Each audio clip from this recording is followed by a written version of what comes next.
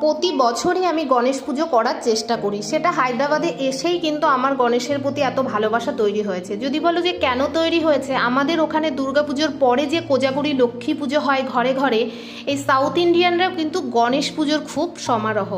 এমনকি আমরা যেরকম লক্ষ্মী পুজোতে আলপনা দিই, এখানে কিন্তু সেই আলপনাটাও দেয়। এবার বলি, আমি পান পাতা 5টা করে ছোট প্লেটের পর দুব্বো এবং ধান দিয়ে ঠাকুর কিন্তু বসিয়ে নিলাম।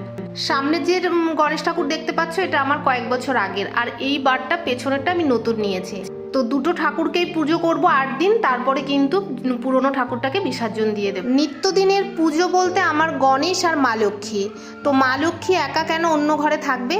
আর মা লক্ষ্মী আর গণেশ কিন্তু একসাথে থাকতেও ভীষণ পছন্দ করে। গণেশের ডান দিকে কিন্তু আমি রেখেছি মা লক্ষ্মীকে। বড়মশাইকে বলেই দিয়েছিলাম বাজার থেকে হলুদ রঙের মিষ্টি আনবে। গণেশ ঠাকুর কিন্তু হলুদ রঙের মিষ্টি খেতে অনেক পছন্দ। আমার গণেশকে আমি চড়াবো 250 লাড্ডু। এদিকে দেখো শাড়িটা